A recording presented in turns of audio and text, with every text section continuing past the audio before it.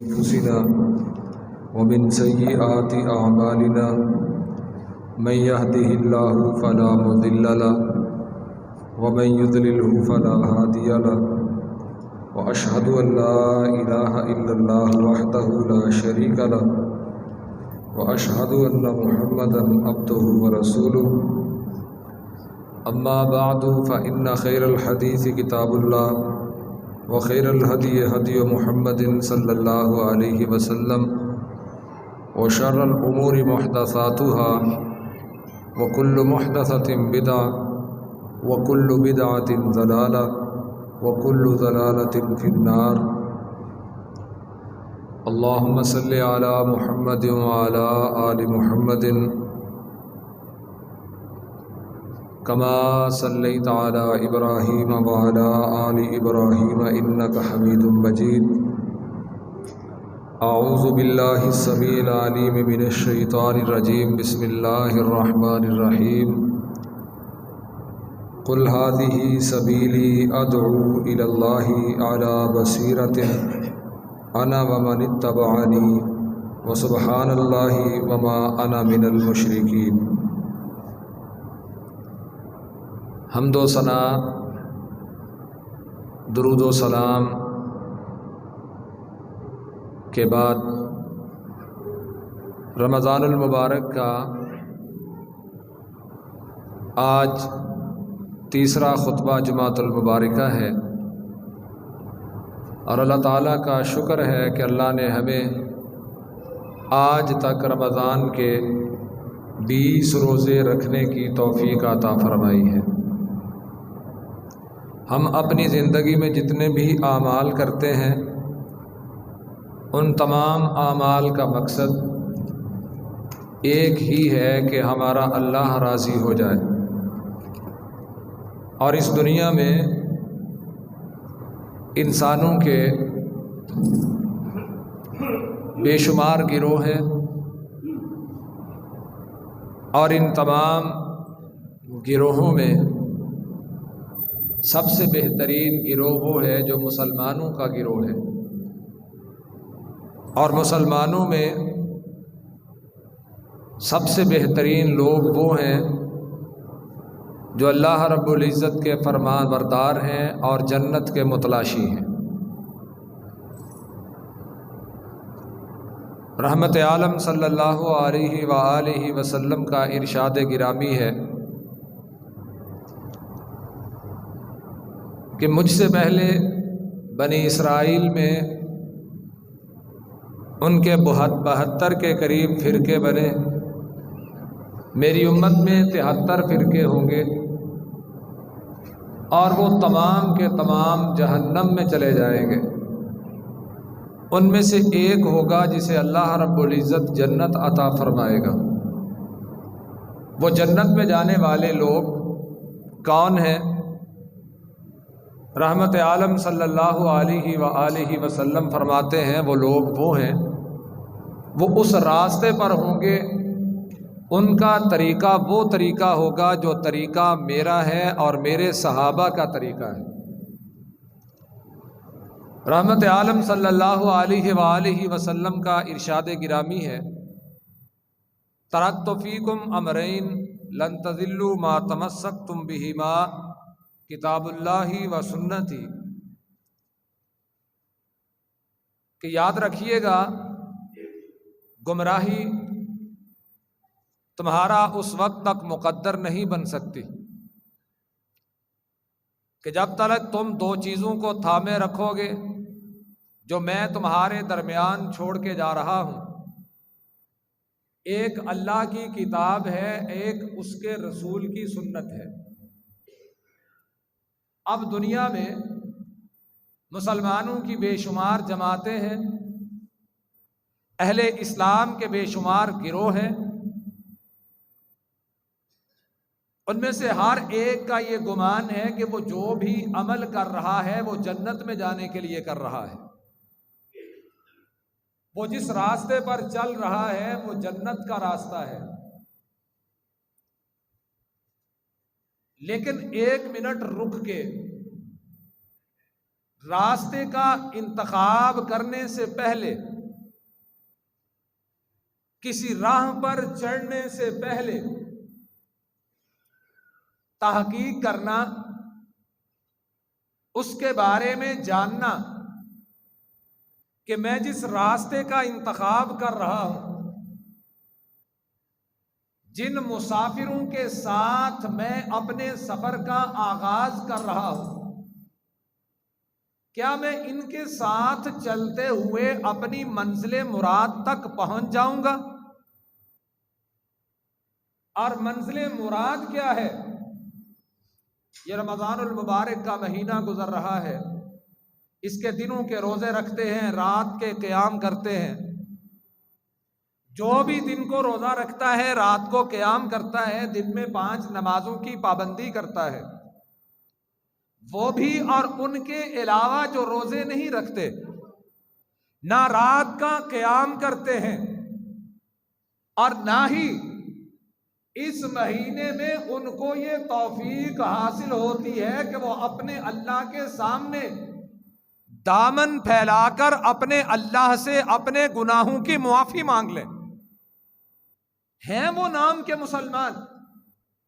یہ تمام جو خود کو مسلمان کہلانے والے تمام اس بات کا یقین رکھتے ہیں کہ ہم رسول اللہ صلی اللہ علیہ وسلم کے امتی ہیں، اب اللہ کے محبوب علیہ الصلاۃ والسلام کا کلمہ پڑھنے کے بعد ہم آپ کے ان پیاروں میں شامل ہو چکے ہیں کہ جنہیں اللہ جنت میں آپ کی رفاقت عطا فرمائے گا۔ ہر ایک ہم میں سے جنت کا متلاشی ہے، عمل کرے یا نہ کرے۔ ہر ایک چاہتا یہی ہے کہ جنت مجھے مل جائے۔ جنت میں جانے سے پہلے جنت میں جانے والا جو قافلہ ہے اس کا انتخاب کرنا ہوگا۔ وہ قافلہ کس راستے پر چلنے والا ہے، اس قافلے کا راستہ کون سا ہے، وہ قافلے والے کس عظمت کے حامل ہوتے ہیں، ان کا مقام کیا ہے، اور جو اس قافلے میں شامل ہو جاتے ہیں ان کی ذمہ داریاں کیا ہیں۔ اللہ رب العزت نے قرآن حکیم میں ارشاد فرمایا، راستے کے انتخاب کا موقع آیا ہے تو صراط مستقیم کا انتخاب کیجیے۔ ہم میں سے تمام لوگ جتنے بیٹھے ہوئے ہیں، نماز میں کھڑے ہوتے ہیں تو نماز کی ابتدا ہی ان کلمات سے کرتے ہیں۔ نماز کی ہر رکعت میں رسول اللہ صلی اللہ علیہ وسلم نے فرمایا، لا صلاۃ لمن لم یقرأ بفاتحۃ الکتاب، نماز اس وقت تک مکمل ہوتی ہی نہیں جب تک نماز میں سورۃ الفاتحہ کی قرات نہیں کی جاتی۔ نماز کا آغاز ہم نے کیا، ثنا پڑھی، دعائے استفتاح پڑھی، پڑھنے کے بعد پہلی رکعت میں بھی ہم نے یہی تقاضا کیا، اللہ کی تعریف کرنے کے بعد، اللہ سے مدد مانگ لینے کے بعد، اللہ کی عبادت کا اقرار کر لینے کے بعد، اہدنا الصراط المستقیم، اللہ ہم تجھ سے رستے کا سوال کرتے ہیں، اور راستہ وہ جو راستہ سیدھا ہو، صراط مستقیم ہو۔ اور صراط مستقیم کون سا راستہ ہوتا ہے؟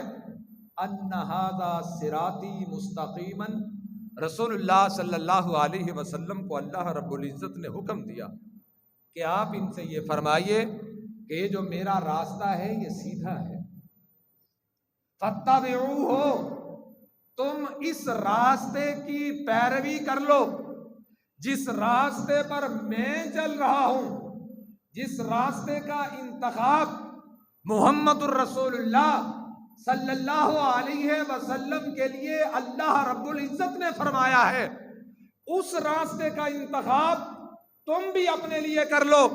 فاتبعوہ ولا تتبعوا السبل فتفرق بکم، اگر تم اس راستے کو چھوڑ کے کسی اور راستے کی جانب نکل گئے تو تمہارے درمیان فرقے بن جائیں گے۔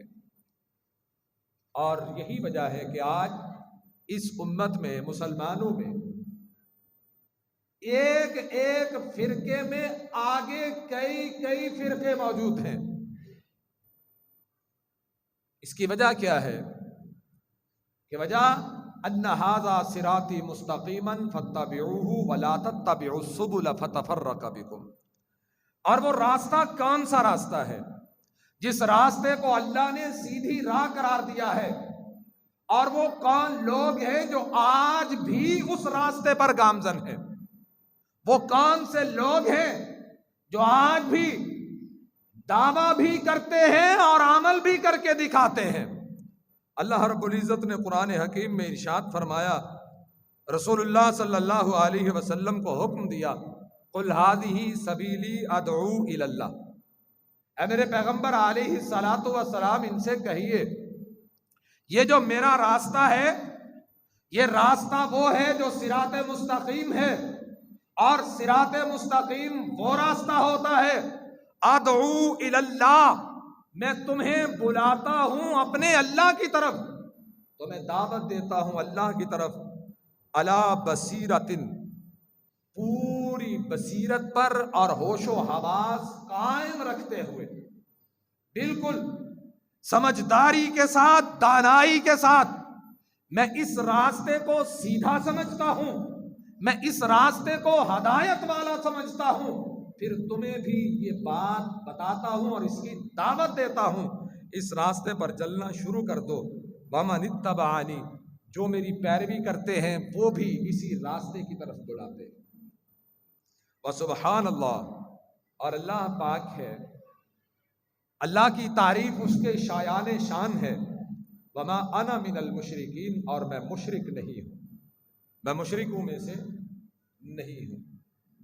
جو لوگ سیدھے راستے پر ہیں، جن کو اللہ نے وہ راستہ جو محمد الرسول اللہ صلی اللہ علیہ وسلم کو راستہ عطا کیا ہے، ان کی سب سے پہلی خوبی یہ ہے کہ وہ مشرک نہیں ہوتے، وہ اللہ کے ساتھ نہ اللہ کی ذات میں کسی کو شریک کرتے ہیں، نہ صفات میں کسی کو شریک کرتے ہیں، نہ اللہ کے تصرف میں، نہ اللہ کے اقتدار میں، نہ اللہ کے کاموں میں، نہ اللہ کے ناموں میں کسی کو بھی شریک نہیں کرتے۔ وہ کائنات میں سب سے بلند اگر کسی کی ہستی کو سمجھتے ہیں، کائنات میں اگر کسی کی ہستی کو کارساز سمجھتے ہیں، اگر اس دنیا میں کائنات کا مالک کسی کو سمجھتے ہیں، اگر اس کائنات میں عزت ذلت کا مالک کسی کو جانتے ہیں، تو وہ اللہ رب العزت کی ذات کو جانتے ہیں۔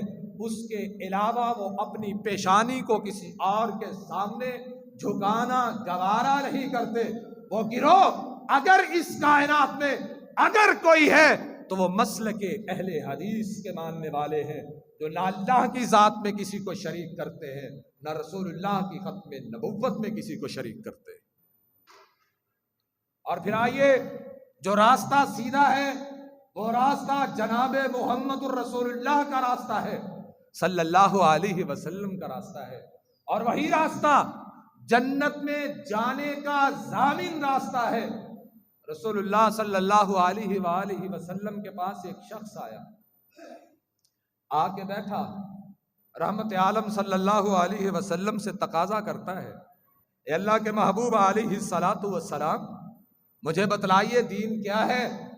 جس اسلام کی آپ دعوت دیتے ہیں وہ اسلام کیا ہے؟ آپ نے اسلام کے ابتدائی ارکان اسے بتلائے، توحید کے بارے میں آگاہ کیا، اپنی رسالت کے متعلق آگاہ کیا، پھر اسے نماز کے بارے میں بتایا، روزے کے بارے میں بتایا، زکوٰۃ کے احکام بتائے، پھر اسے حج کے متعلق بتایا۔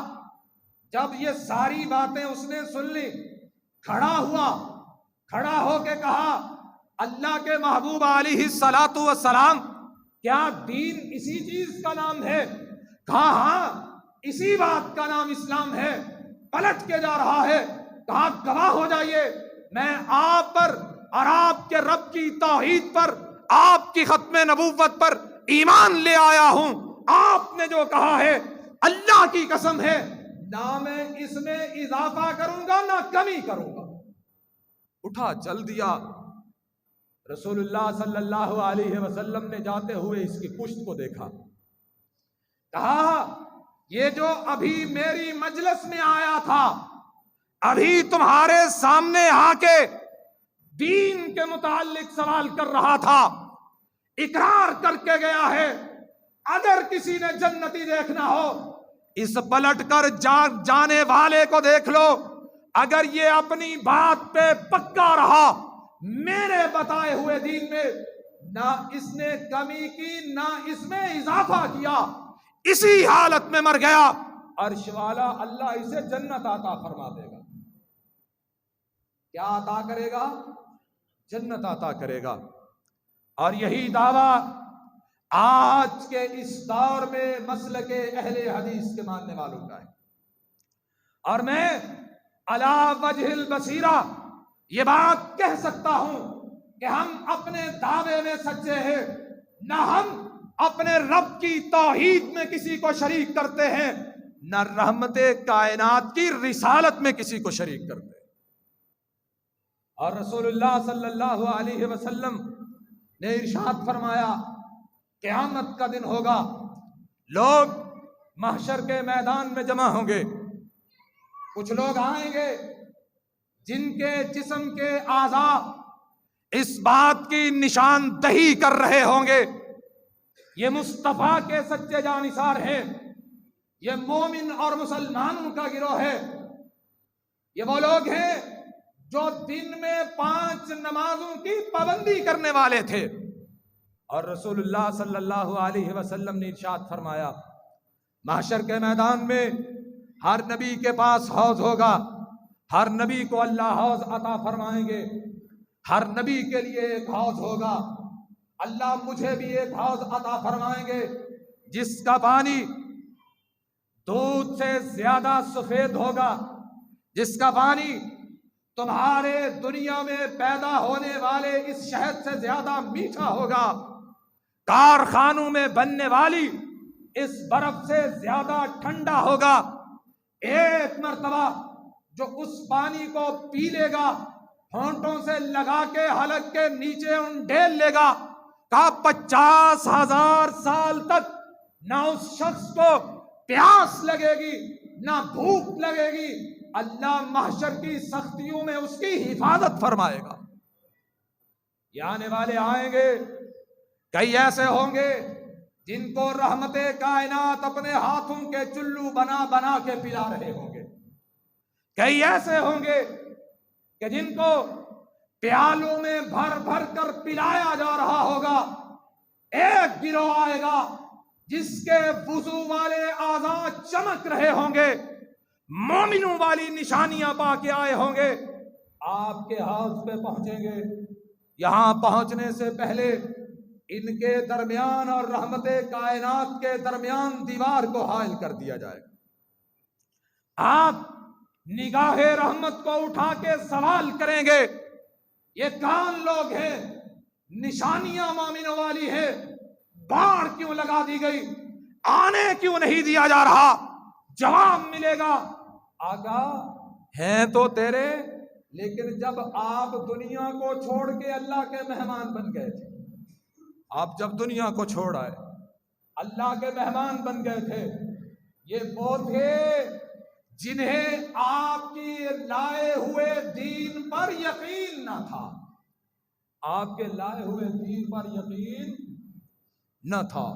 یہی مسلک اہل حدیث ہے کہ دین الیوم اکملت لکم دینکم واتممت علیکم نعمتی اس دن پورا ہو گیا تھا کہ جس دن حجۃ الوداع کے موقع پر عرفات کے میدان میں آپ اپنی سواری پر تشریف فرما ہے، جبریل کا نزول ہوا تھا اور اللہ کا حکم آیا تھا کہ آج کا دن وہ پرسعید دن ہے، وہ بابرکت دن ہے کہ جس دن اللہ رب العزت نے دین کو مکمل کر دیا ہے، نہ صرف دین کو مکمل کیا ہے بلکہ اب اللہ نے اپنی نعمت کو مسلمانوں پر تمام فرما دیا ہے، اور کائنات کے انسانوں کے لیے اللہ نے دین اسلام کو پسند کر لیا، وہ دین اسلام مکمل ہو چکا ہے، اب اس دین میں کسی کو اضافے کی گنجائش نہیں ہے،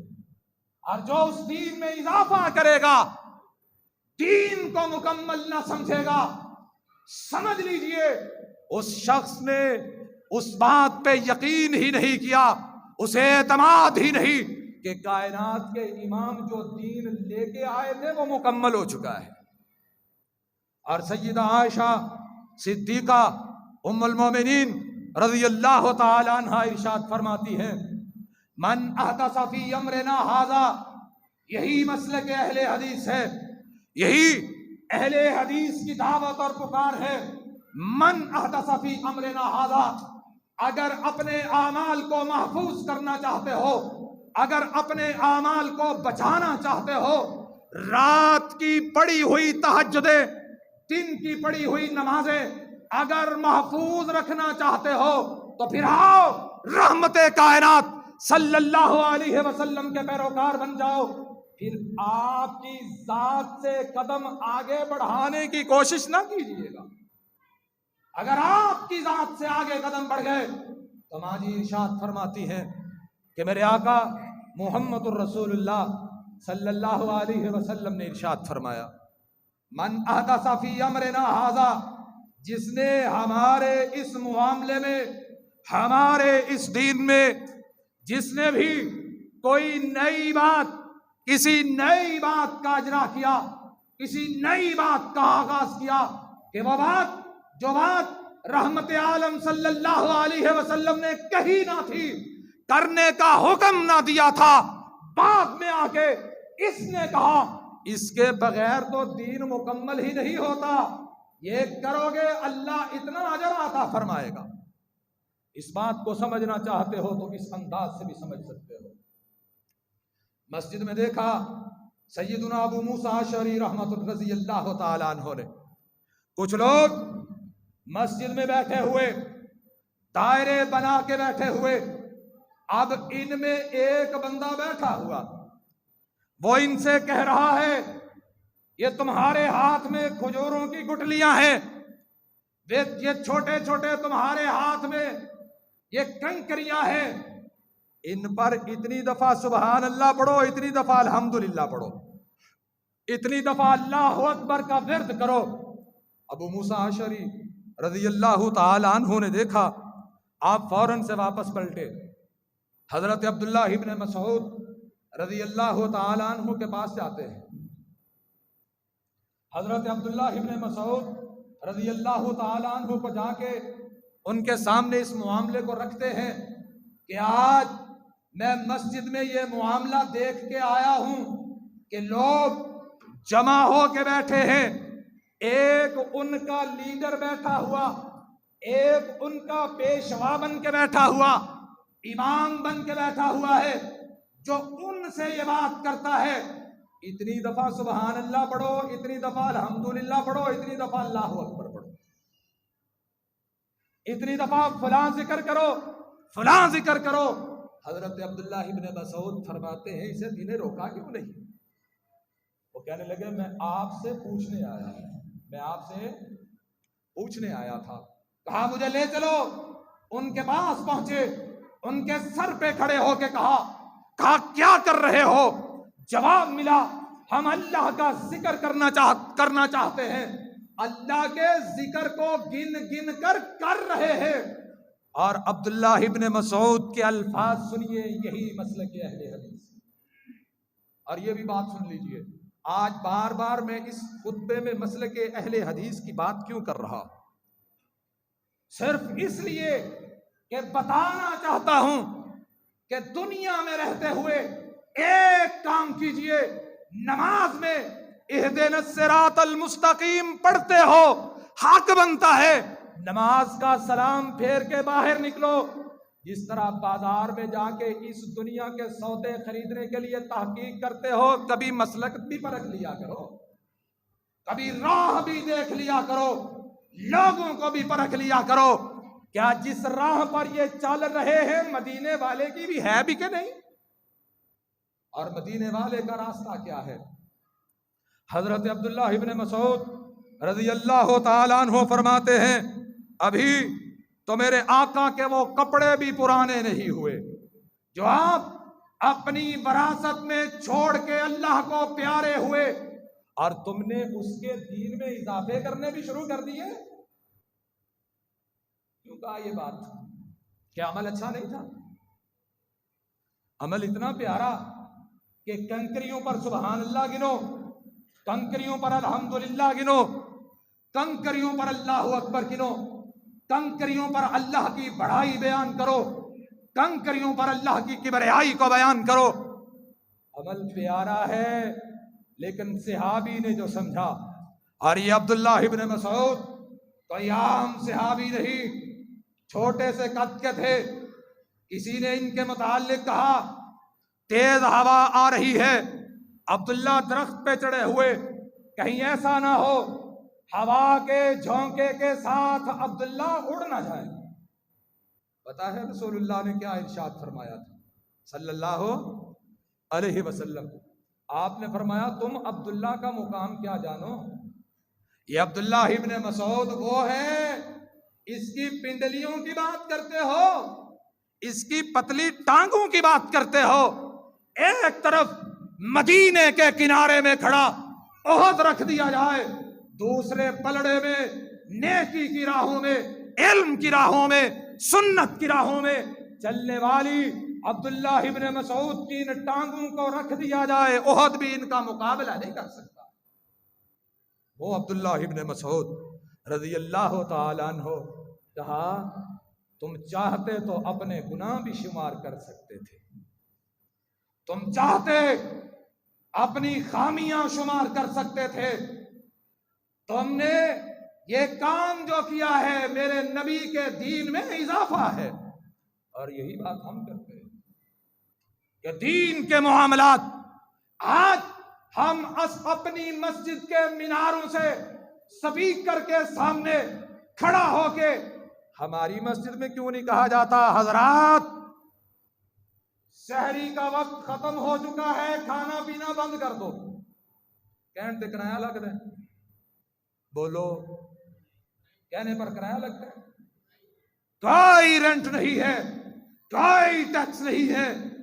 قدم تو اٹھائیں، سپیکر کے سامنے امیر احمد کو کھڑا کر دے، کہیں چل بھائی اعلان کر دے حضرات سحری کا ٹائم ختم ہو گیا ہے، کھانا پینا بند کر دو۔ کیوں کی گل ہے؟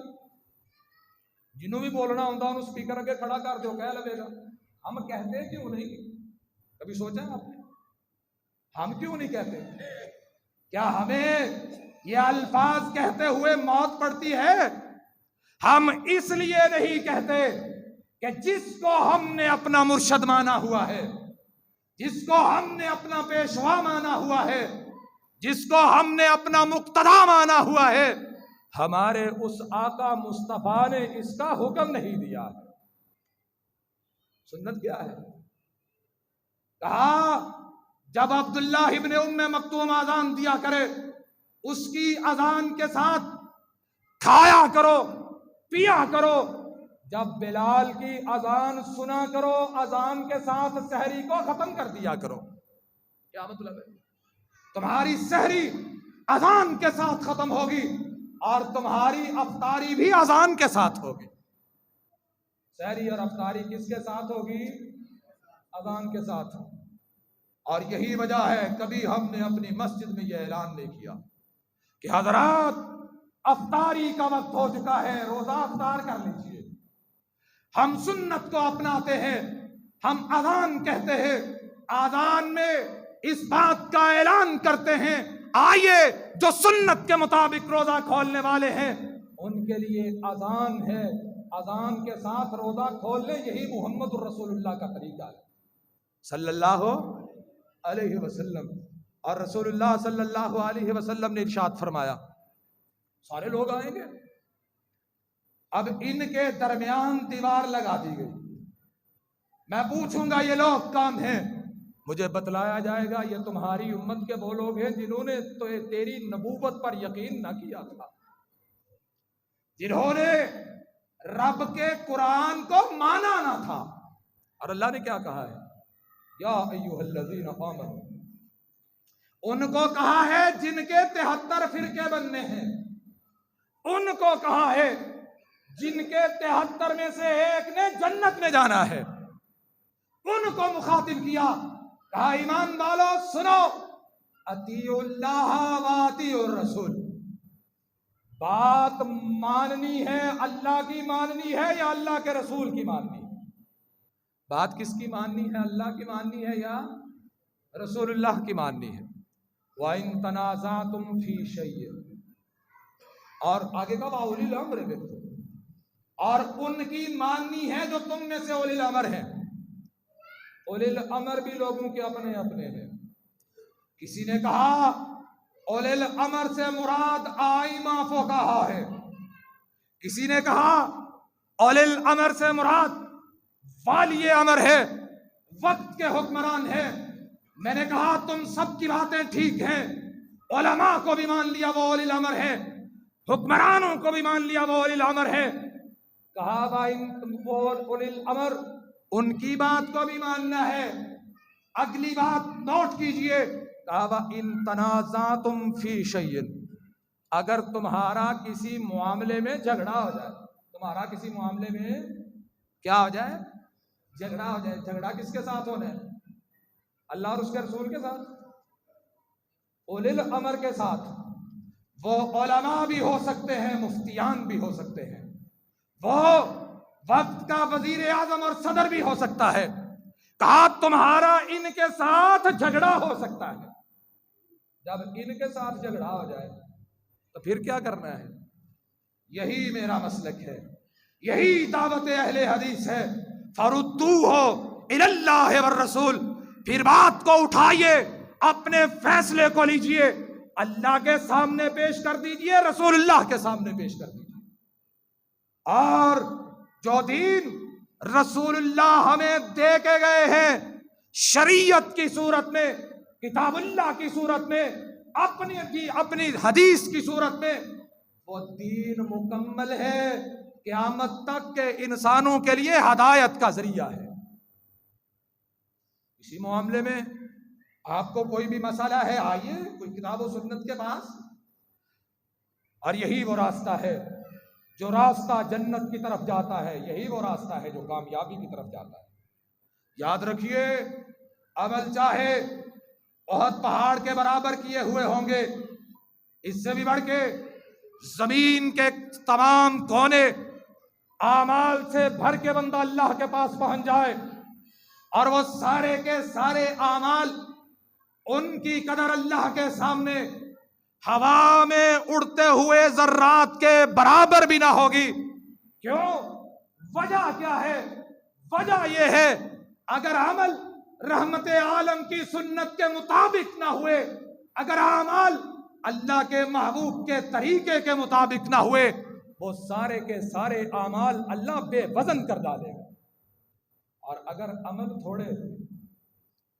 عمل تھوڑے ہوئے لیکن طریقہ رسول اللہ کا ہوا، صلی اللہ علیہ وسلم کا ہوا، طریقہ ان کا ہوا، راستہ ان کا ہوا، حکم اللہ رب العزت کا ہوا، عمل تھوڑے بھی لے کے آ گیا، اللہ ان کو قبول فرما کے جنت عطا فرما دے گا۔ اور ایک اور بات کی جاتی ہے کہ جی مسلک اہل حدیث کو ماننے والے یہ بزرگوں کی عظمت کو نہیں مانتے، ان کی عظمت کو نہیں مانتے۔ اور یاد رکھیے، مسلک اہل حدیث کسی بزرگ کی بزرگی کا نام نہیں ہے۔ اہل حدیث کی دعوت کسی امام کی امامت کا نام نہیں ہے۔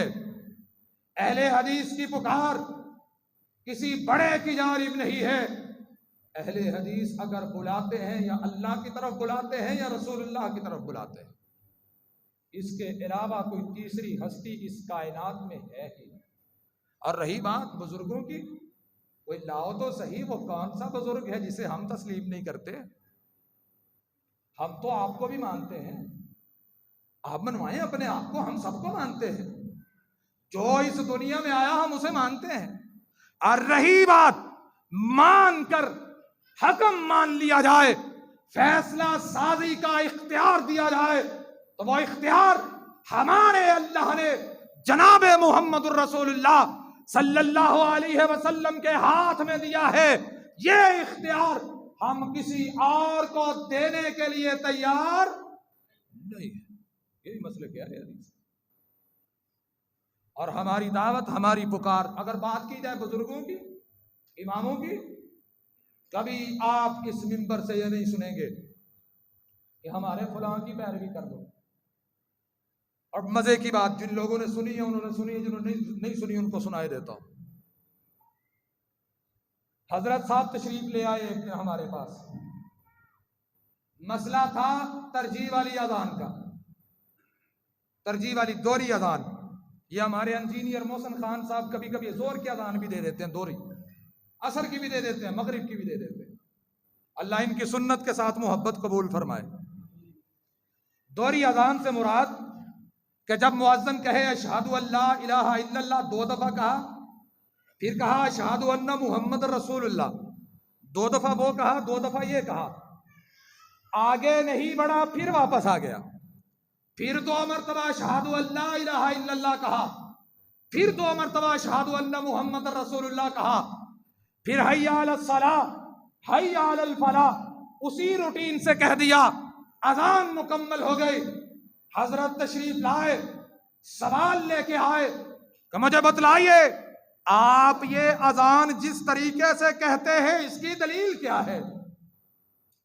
ہم نے بس احترام صحیح المسلم کھولی، سامنے رکھی، عرض کیا حضرت پڑھیے، دیکھیے حضرت ابو محذورہ رضی اللہ تعالی عنہ بیان کرتے ہیں کہ مجھے مدینہ کے تاجدار نے اپنے پاس بٹھا کے اذان سکھائی، اور اذان کے کلمات اس طرح سکھائے، 4 دفعہ تکبیر کہلوائی، 2 دفعہ شہادتین کہلوائے، اشہد ان لا الہ الا اللہ، اشہد ان محمد رسول اللہ، پھر دوبارہ 2 مرتبہ کہلوائے، پھر حی علی الصلاۃ، حی علی الفلاح، اللہ اکبر، اللہ اکبر، لا الہ الا اللہ کہلوایا۔ میں نے کہا حضرت دلیل آپ کے سامنے ہے، تسلی کر لیجئے۔ یہ تسلی ہو گئی۔ اگلا سوال آیا، آپ پھر یہ قاری اذان کیوں کہتے ہیں؟ قاری اذان کیوں کہتے ہیں؟ ہم نے عرض کی حضرت آپ بتلائیں آپ کیوں کہتے ہیں؟ وہ واقعہ سنانے لگے کہ رسول اللہ صلی اللہ علیہ وسلم پر اذان کیسے آئی تھی کہ کئی روز تک اللہ کے محبوب علیہ الصلاۃ والسلام اپنے ساتھیوں کے ساتھ مشورہ کرتے رہے کہ نماز کے لیے بلایا کیسے جائے۔ آخری مجلس ختم ہوئی، اگلے دن صحابی نے آ کے جناب زید بن ارقم رضی اللہ تعالیٰ عنہ بیان کرتے ہیں کہ اللہ کے نبی، میں نے رات کو سوئے ہوئے نیند کی حالت میں ایک بندے کو سنا ہے جو 4 دفعہ اللہ اکبر پڑھتا ہے، 2 دفعہ اشہد ان لا الہ الا اللہ پڑھتا ہے، 2 مرتبہ اشہد ان محمد رسول اللہ پڑھتا ہے، اور 2 دفعہ حی علی الصلاۃ، اور 2 مرتبہ حی علی الفلاح، پھر اللہ اکبر کہتا ہے، لا الہ الا اللہ کہتا ہے۔ اللہ کے محبوب علیہ الصلاۃ والسلام نے کہا بلال کو بلاؤ، بلال کو بلایا گیا، کہا یہ اذان اللہ نے عطا کی ہے، آئندہ سے یہ اذان نماز کے لیے کہی جایا کرے۔ میں نے کہا حضرت ہمارے پاس سنت سے یہ بھی ثابت ہے، سنت سے یہ بھی ثابت ہے، کبھی ہم اکہری کہہ لیتے ہیں، کبھی دوہری کہہ لیتے ہیں۔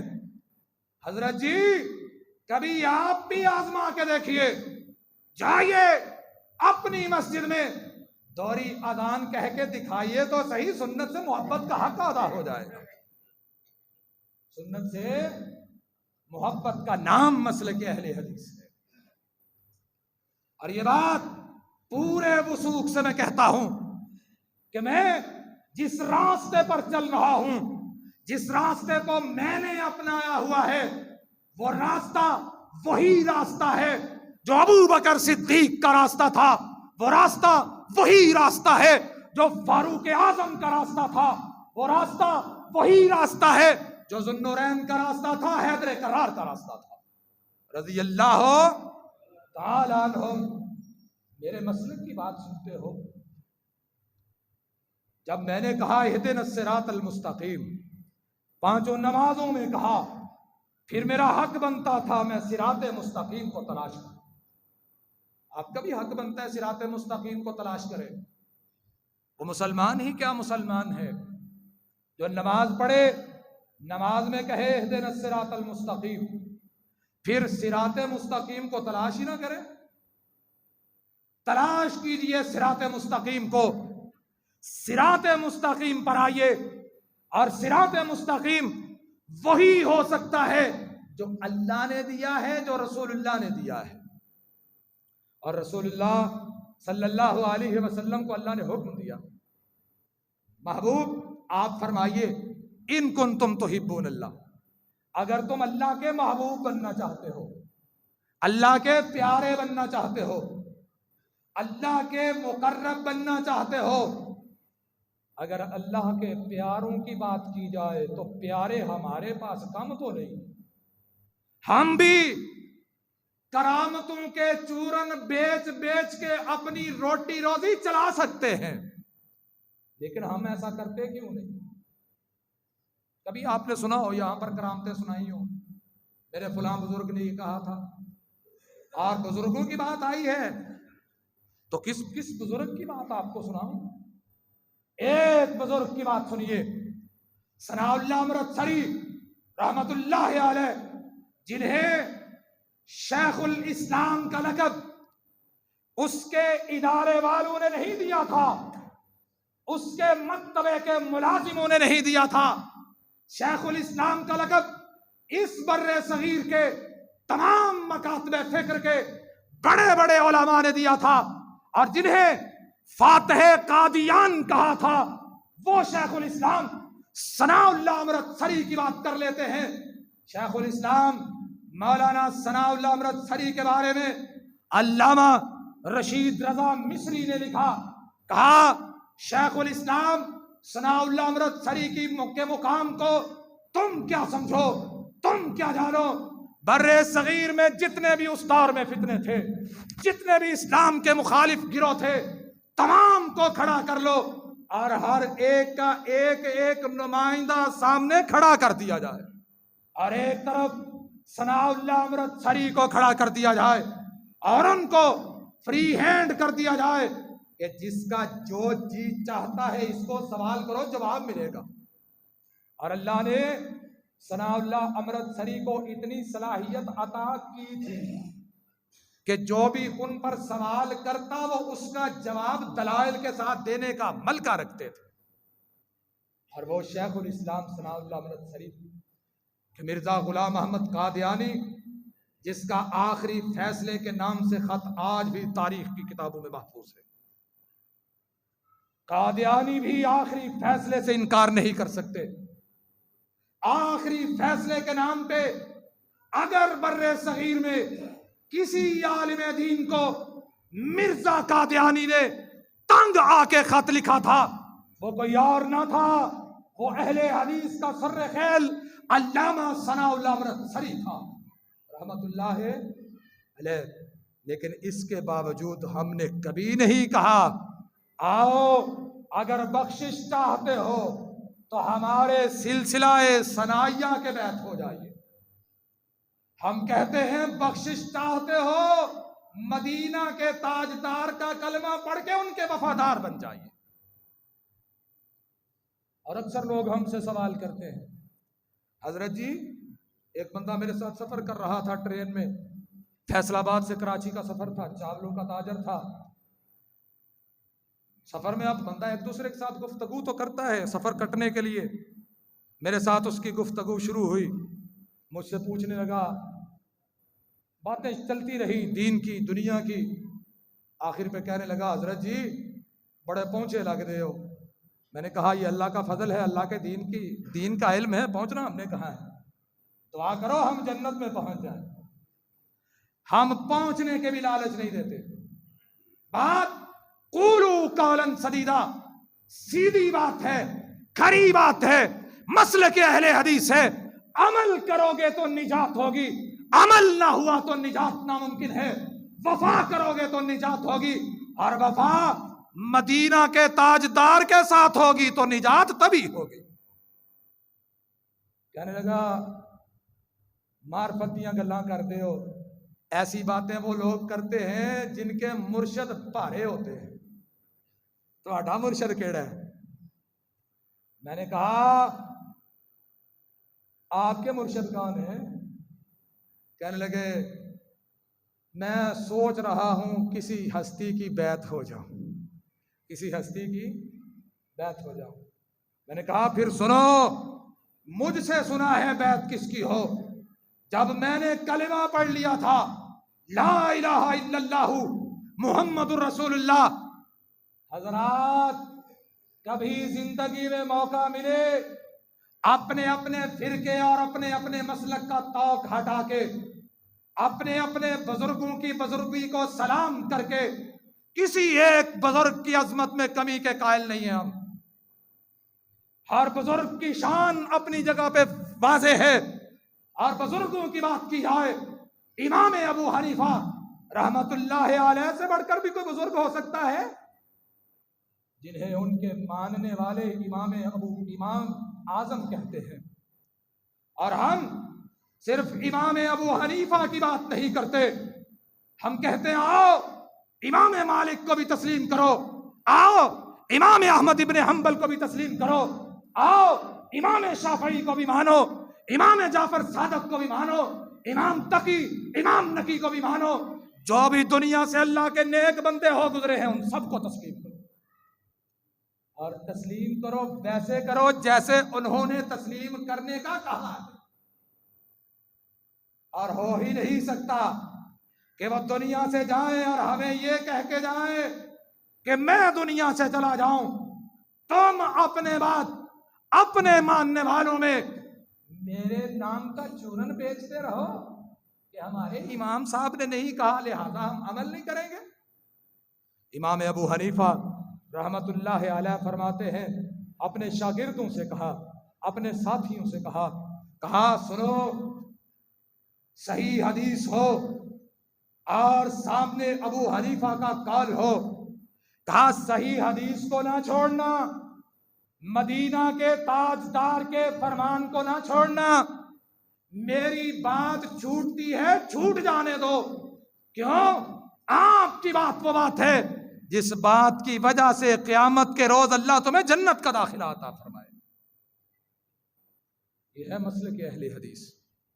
اور بات ہو رہی تھی بڑوں اور بزرگوں کی، کس کس بزرگ کی بات سناؤں، لیکن ہم دعا کرتے ہیں اللہ جو فوت ہو چکے ان کی قبروں کو منور فرما، جو زندہ ہیں انہیں ان کے راستے پر چل کے مصطفیٰ کا سچا پیروکار بنا دے، اور وہ فاتح قادیان مولانا ثناء اللہ امرتسری مرزا قادیانی نے 1907 میں خط لکھا تھا، اپریل کے مہینے میں ہفت روزہ اہل حدیث امرتسر میں خط چھپا تھا، اور 1 سال 1 مہینے بعد یہی آنے والا مہینہ مئی کا مہینہ تھا 1908 میں، دنیا جانتی ہے لاہور کا برانڈ ریس روڈ ہے اور وہاں پہ احمدیہ بلڈنگ کے نام سے بلڈنگ آج بھی موجود ہے، مرزا قادیانی اپنی مانگی ہوئی حیضے کی موت کے ساتھ واصل جہنم ہو گیا تھا۔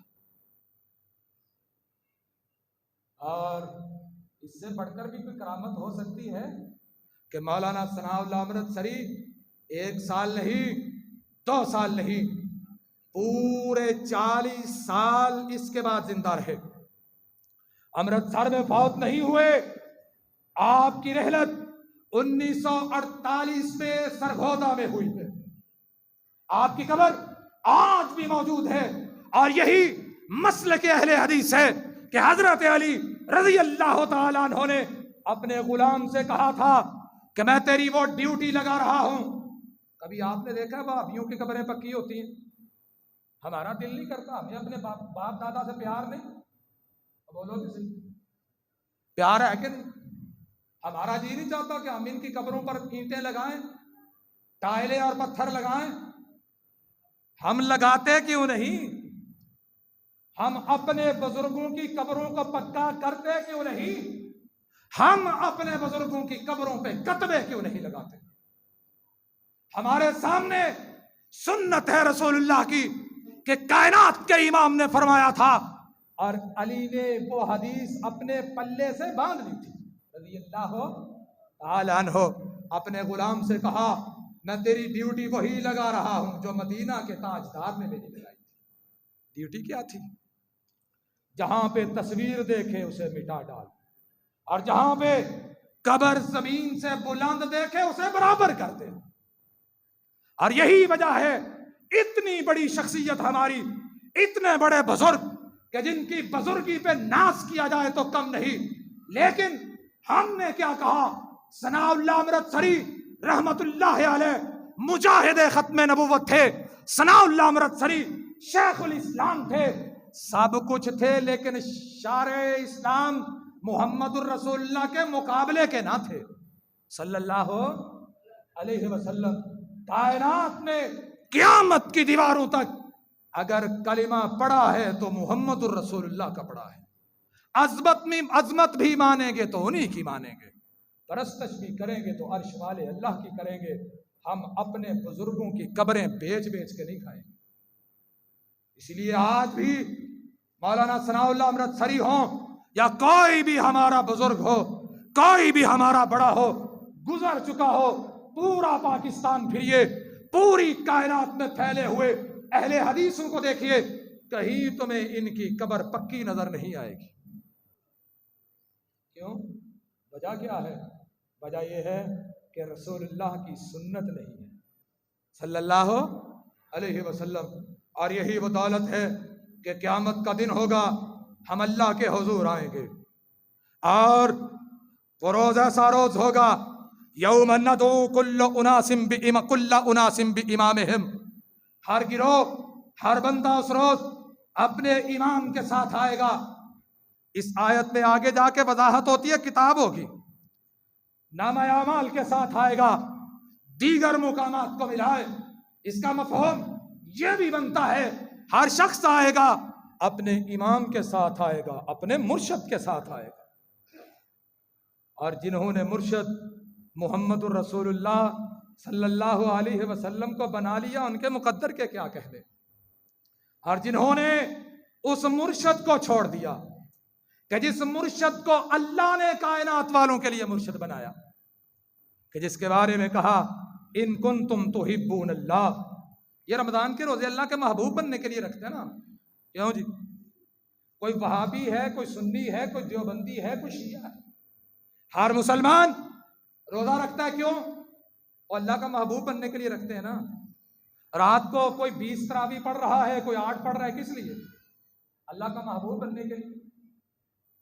اب اللہ کا محبوب بنا کیسے جاتا ہے یہ بھی سنیے۔ ہمیں تکلیف نہیں ہوتی کہ ہم رات کو 20 رکعات پڑھیں، ہم پڑھتے کیوں نہیں؟ ماں جی سیدہ عائشہ صدیقہ طیبہ طاہرہ رضی اللہ تعالیٰ عنہ سے روایت ہے کہ آقا رمضان اور غیر رمضان میں رات قیام اللیل 11 رکعات کیا کرتے تھے، اس لیے آقا کی سنت ہے ہم 11 رکعات سے قیام اللیل کو بڑھاتے نہیں۔ 20 پڑھتے ہوئے ہمیں تکلیف نہیں ہوتی، لیکن 11 اس لیے پڑھتے ہیں کہ ہمارے آقا کی سنت کتنی ہے، اور آقا کی سنت کو پورا کیوں کرتے ہیں؟ اللہ کا محبوب بننے کے لیے۔ اور اللہ نے فرمایا ہے کہ اگر میرے محبوب بننا چاہتے ہو، پیغمبر ان سے کہیے فاتبعونی، پیغمبر کی پیروی کر لیجئے، یحببکم اللہ، اللہ تمہیں اپنا محبوب بنا لے گا، اللہ تمہیں اپنا قریبی بنا لے گا۔ اور جب اللہ تمہیں اپنا محبوب بنائے گا، یغفر لکم ذنوبکم، تمہارے گناہوں کو معاف فرما دے۔ اور آئیے، اللہ نے موقع عطا کیا ہے، رمضان کی یہ راتیں اور دن گزر رہے ہیں، کبھی وقت نکال کے بیٹھیے، کچھ نہ کیجئے، لا الہ الا اللہ محمد الرسول اللہ صلی اللہ علیہ وسلم کے مفہوم پر ہی غور کر لیجئے، آپ کو مسلک اہل حدیث سمجھ آ جائے۔ آپ نہ بنیں اہل حدیث، نہ کہلوائیں خود کو اہل حدیث، اور صرف اہل حدیث کہلوا لینے سے بھی جنت نہیں ملے گی۔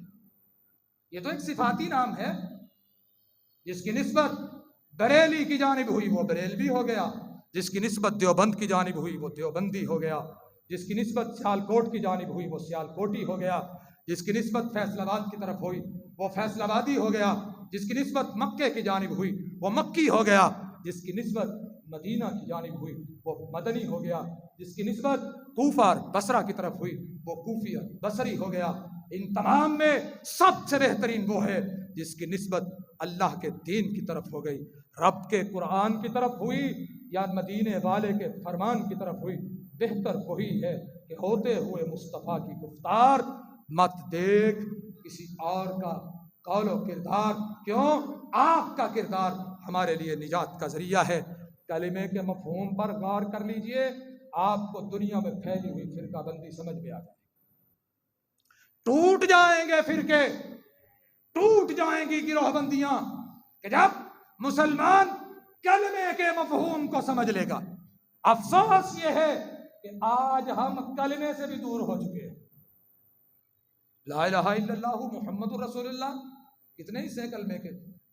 کتنے حصے ہیں؟ 4، 2 ہیں؟ 2 کلمے کے حصے، پھر 4 جو کہتے ہیں کہ چاروں میں سے کسی ایک امام کی تقلید کرنا فرض ہے، وہ چاروں تو گئے نا پھر؟ کیوں جی گئے؟ 2 رہ گئے، ایک اللہ اور ایک رسول اللہ۔ اب اللہ اور رسول اللہ کہاں سے ملتے ہیں؟ اللہ اپنے قرآن سے ملتا ہے، رسول اللہ بھی قرآن سے ملتے ہیں۔ اللہ بھی قرآن سے ملتا ہے اور رسول اللہ بھی قرآن سے ملتے ہیں، اور رسول اللہ کے فرامین بھی قرآن سے ملتے ہیں۔ قرآن کہے گا نا وَمَن يُطِعِ الرَّسُولَ فَقَدْ آطَاعَ اللَّهَ، جس نے رسول کی اطاعت کی اس نے اللہ کی فرما برداری کی۔ اس لیے زندگی میں کچھ ہو نہ ہو، ایک کوشش ضرور کیجئے کہ مریں تو اس حال میں کہ ہمارے ہاتھ میں دامن مصطفیٰ ہو صلی اللہ علیہ وسلم، ہم صراط مستقیم پر گامزن ہوں، اور صراط مستقیم وہی ہے ان ھذا صراطی مستقیما فاتبعوہ ولا تتبعوا السبل فتفرق بکم۔ لوگو یہ میرا راستہ ہے، یہ سیدھا راستہ ہے، اس راستے پر گامزن ہو جاؤ، اس راستے کو مت چھوڑنا۔ اس راستے کو چھوڑو گے فرقوں میں بٹ جاؤ گے، گروہوں میں بٹ جاؤ گے، جماعتوں میں بٹ جاؤ گے، تمہارا اتحاد پارا پارا ہو جائے گا، اور یہی وہ راستہ ہے۔ وَاعْتَصِمُوا بِحَبْلِ اللَّهِ جَمِيعًا وَلَا تَفَرَّقُوا، سارے مل کے آؤ، اللہ کی رسی کو مضبوطی سے تھام لو، اور اللہ کی رسی کو مضبوطی سے تھامنے کے لیے مصطفیٰ علیہ السلام کے واسطے سے بہتر واسطہ کائنات میں کوئی نہیں ہے۔ اللہ مجھے اور آپ کو سمجھ کے عمل کی توفیق عطا فرمائے، اللہ رب العزت زندہ رکھے، اسلام پہ موت ایمان والی عطا فرمائے۔ وما علیہ الا البلاغ۔